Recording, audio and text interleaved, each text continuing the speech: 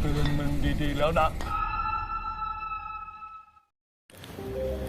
Halo geng, jumpa lagi dengan gue, Alur Film, dimana film yang mengikuti alur. Kali ini alur film akan membahas secara singkat, padat, rinci, dan pastinya tidak menghilangkan makna dari film. Film yang akan kita bahas berjudul Ghost Wave. Ya, sebelum menonton videonya, pastikan kalian tidak sendirian dan jangan kosongkan pikiran, karena pikiran kosong akan membuat kalian plong-plong saja. Dan jangan lupa kopi dan bootnya. Enjoy. Sebelum lanjut, kita sama-sama meneriakan huha agar kalian penuh semangat nonton videonya.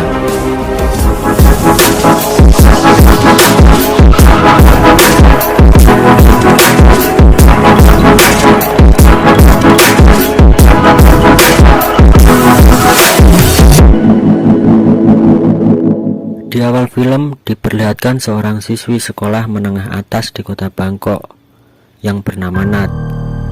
Dia baru kelas 10 alias masih jadi siswa baru. Dia berasal dari desa karena mungkin di sana tidak ada SMA. Di kota Bangkok, Nat terpaksa menyewa apartemen. Kalau di sini istilahnya ngekos. Di hari pertama sekolahnya, Nat tampak sedikit gusar karena akan terlambat masuk sekolah. Di halte tempat Nat menunggu bis, tiba-tiba datang seorang siswa tampan yang langsung mendekati Nat. Dia mengetahui Nat bersekolah di SMA yang sama dengannya. Namanya Meg. Dia kelas 12 di sana. Karena takut terlambat, Meg akhirnya memutuskan untuk naik taksi saja ke sekolah dan mengajak serta Nat. Alhamdulillah, akhirnya mereka berdua tidak terlambat. Berawal dari tawaran bantuan belajar, Meg akhirnya jadi sering ke apartemen Nat. Awalnya mereka berdua belajar di meja umum di taman bawah apartemen. Namun karena dilihatin penghuni apartemen lain, mereka memutuskan untuk belajar di kamar. Disinilah setan mulai menggoda iman mereka. Dari niat belajar, malah jadi pacaran. Memang awalnya Nat memberi garis pemisah di kamar. Nat tidur di kasur, Meg tidur di lantai. Karena Nat ngekos sendirian tanpa pengawasan, alhasil lambat laun pertahanannya jebol juga. Dan pengencrotan pun dimulai. Mungkin karena Meg keseringan main ke apartemen Nat, lambat laun mamanya Meg merasakan keanehan dan menanyakan perihal tersebut ke sekolah. Di sekolah, Nat kemudian dipanggil ke ruang kepala sekolah. Di sana sudah ada mamanya Meg yang langsung menuduh Nat mendekati anaknya karena hartanya. Sungguh Meg itu memang kaya. Meg yang memang mencintai Nat, membela Nat dan membawanya menjauhi sekolah. Namun sayang, Meg kemudian dipindahkan sekolahnya ke luar kota atau luar negeri tanpa bisa membantah atau membela diri. Beberapa bulan kemudian, Mama Nat mengetahui jika putrinya ternyata hamil. Mamanya yang ternyata seorang single mom merasa kecewa dengan Nat. Mamanya berharap dengan menyekolahkan Nat setinggi-tingginya bisa mewujudkan masa depan Nat yang lebih baik. Mamanya Nat yang merasa malu kemudian membawa Nat ke sebuah tempat aborsi ilegal untuk menggugurkan kandungannya. Yah, namanya juga ilegal. Peralatan yang ada juga terlihat seadanya saja. Untung tak dapat diraih, malang tak dapat ditolak.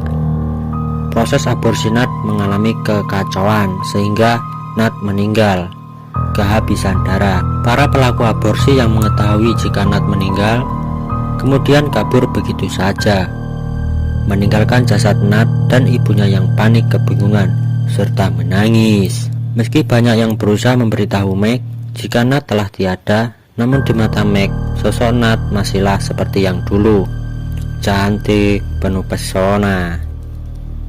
Ya, Meg tidak tahu bahwa jika ada penghuni apartemen yang membicarakan tentang Nat, maka hantu Nat akan mengganggu mereka. Hal Alhasil satu gedung apartemen kosong karena terganggu dengan sosok hantu Nat. Kos-kosan, bukan apartemen. Apalah, ya. Waktu pun berlalu dan Meg tidak mengetahui kehamilan Nat karena ibunya Meg memindahkan Meg ke sekolah lain. Dia juga tidak tahu bahwa Nat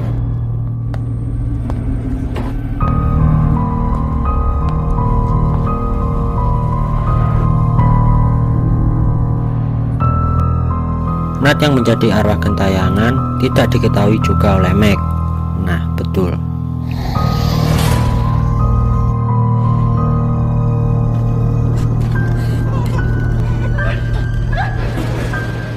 Tantenya Meg percaya Meg pergi camping setelah Meg membawa surat izin camping. Alasanmu, Meg, demi cinta kau lakukan. Namun Meg malah pergi untuk mendatangi Nat di kontrakannya. Kontrakan apartemen, apalah, terserah. Betapa bahagianya Meg melihat Nat menggendong bayi dan Meg merasa sebagai ayah yang baik. Nat,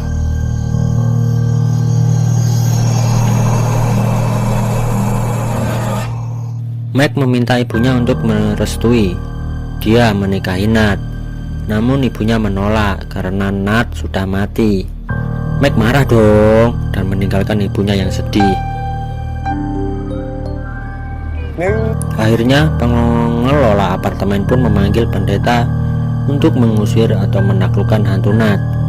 Apa yang terjadi? Kemudian sungguh di luar dugaan, hantu Nat mengetahui jika akan ada pendeta yang berusaha mengusirnya, sehingga dia meminta Meg untuk membawa bayinya ke atap apartemen.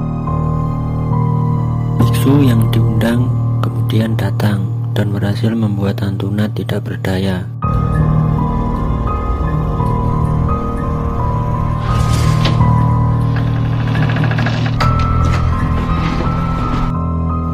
Dengan cara mengikatnya.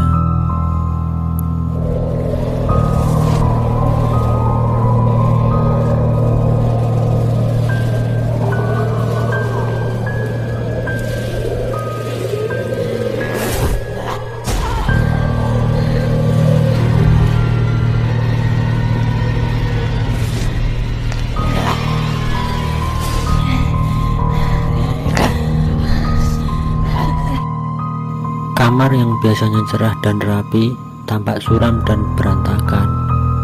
Sang pendeta mengatakan, cinta beda dunia adalah mustahil. Nat dan bayinya saat ini merupakan arwah penasaran akibat wafat secara tidak wajar. Namun Meg tetap bersikeras agar tetap bisa bersama Nat, meski akhirnya dia mengetahui keadaan Nat yang sesungguhnya. Namun Meg terkejut setelah tahu Nat yang sebenarnya. Meg berlari meninggalkan setan Nat dan di jalan raya dia ingat ucapannya pada Nat bahwa Meg tidak akan meninggalkan Nat apapun yang terjadi.